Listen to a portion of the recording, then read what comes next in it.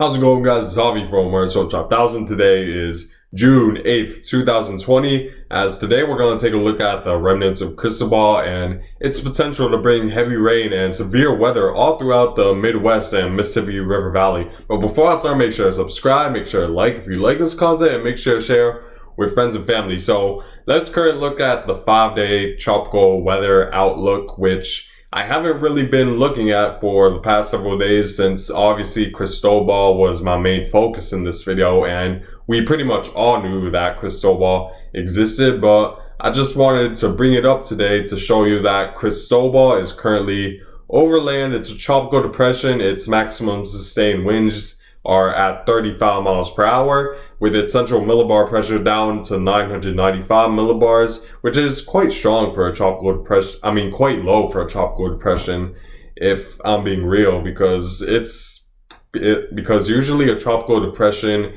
would usually have a millibar pressure of 1,000 plus millibars, but it is quite low for a tropical depression. And I think the reason is because the wind field of Cristobal is quite large and has always been quite large ever since it pretty much started over the Yucatan Peninsula. And as it moved north, it continued to maintain that large wind field. And so that's why I think the millibar pressure is quite low despite being a tropical depression. And then the other reason why I want to show you guys this 5-day graphical tropical weather outlook is to show you this disturbance that has extremely low chance of developing, over only a 10% chance of developing over the next 48 hours, and also a 10% chance of developing over the next 5 days. And even if this does somehow develop, which is still extremely unlikely, it's not going to affect anyone. So obviously I won't really talk about this much, as the focus will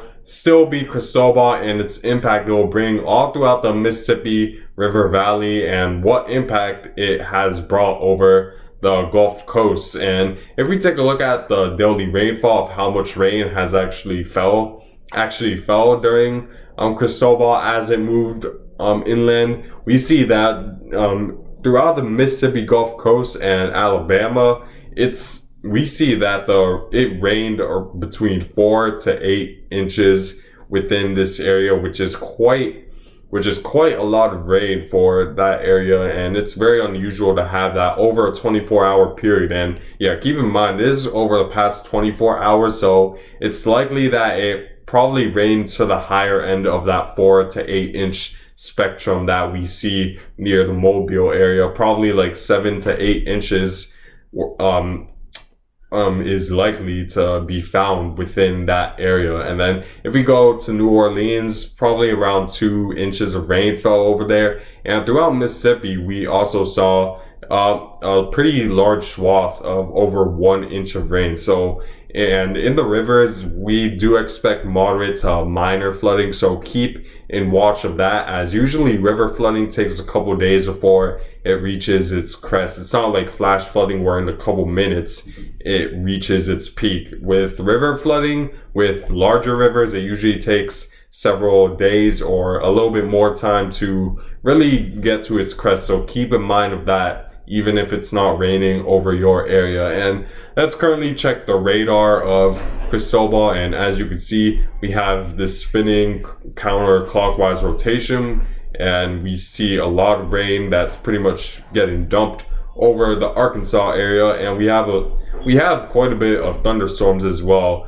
forming just to the east of the center of circulation, which is probably around right here. And if we take a look at the radar loop, the rotation is still very visible, so it's still quite a formidable storm despite being over land. And we see those thunderstorms starting to spiral around the center of circulation despite losing contact over water, as it still has quite a bit of moisture to cause potentially a flash flooding threat all throughout the Mississippi Gulf Coast. And this rain will later be enhanced in the future by a trough that's going to come through and pretty much give this storm a little bit more instability, and which will provide it more convection, and it will continue to dump heavy rain as it moves up north, despite losing contact with the Gulf of Mexico, with the warm Gulf of Mexico water. And if we take a look at the track of this, you could see that it's going to maintain its depression strength, and then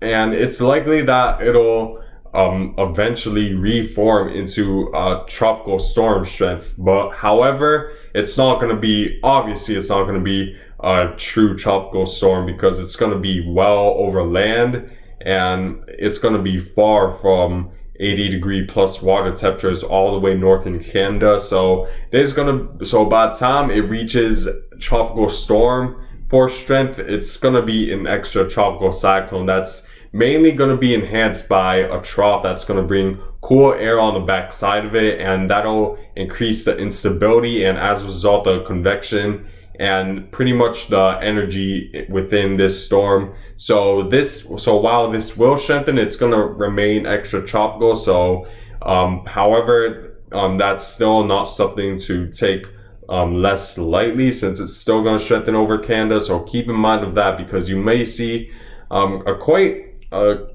unusually strong extratropical cyclone for June, which in June it's usually rare to find pretty potent extratropical cyclones. But in this case, the GFS model is taking a 979 millibar extratropical cyclone going into Thursday of next week. So keep in mind, in Canada, I would expect stronger gusty winds over the Great Lakes region and throughout Canada, and also enhanced rain threat throughout, like I said, the Mississippi Gulf Coast as this continues to move on north, because you can see it's currently moving north. It's still a small swath of rain, but then as this trough comes through, which is a pretty strong trough that's gonna encounter the remnants of Cristobal at least, and it'll strengthen as a result of this cold air enhancing that instability over Wisconsin, and could bring a heavier rain threat. If we take a look at the rainfall forecast, we expect mostly 2 to 4 inches of rain throughout just east of the Mississippi River Valley. Just west of the Mississippi River Valley. And then if we take a look at the Midwest, we do have a more enhanced area of rain between 4 to 6 inches. However, this isn't really going to be associated much with Cristobal, as I expect more of this rain will come from this trough that's coming to the northwest.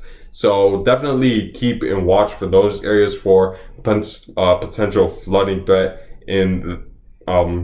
within, especially near the inland rivers, which are prone to flooding during a heavy rain threat. So outside of Cristobal going to dump heavy rain and potentially gusty winds over the Great Lakes, there isn't really much at all to talk about anymore. Obviously, this has a low percent chance of developing, and it's unlikely it'll affect any sort of land anyways, even if it does somehow develop. So definitely not taking this one very seriously, and probably will never take this one seriously unless it gets close to land and it forms. But however, the chances of that are very, very slim. If we take a look at the GFS model and see what could potentially be something to watch over the next 5 days or beyond what the National Hurricane Center is currently predicting, we could see that the GFS isn't really lenient on developing. I suspect that there's just going to be too much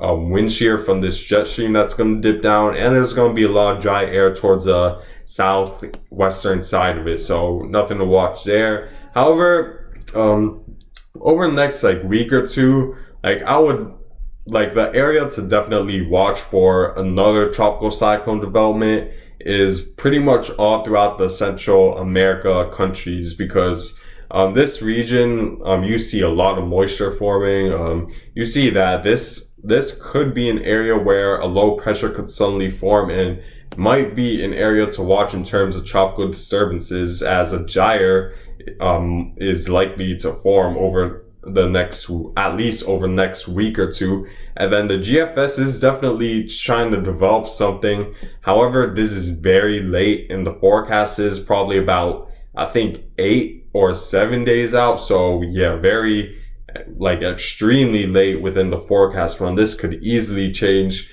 within the next few days. However, it's still something to note because the GFS is trying to develop something beyond 5 days from now. And even if something doesn't end up developing in this region, like let's say 7 days from now, I would still at least keep an eye on Central America because we see just a lot of moisture, a lot of convection in this area, and that could create conditions that might be more favorable for a tropical disturbance to come out of that area. However, 7 days from now, GFS model expects something to develop and then maybe develop into a tropical storm. But this is very late, as I wouldn't at all take this seriously just yet because there's still a lot of days to iron that out.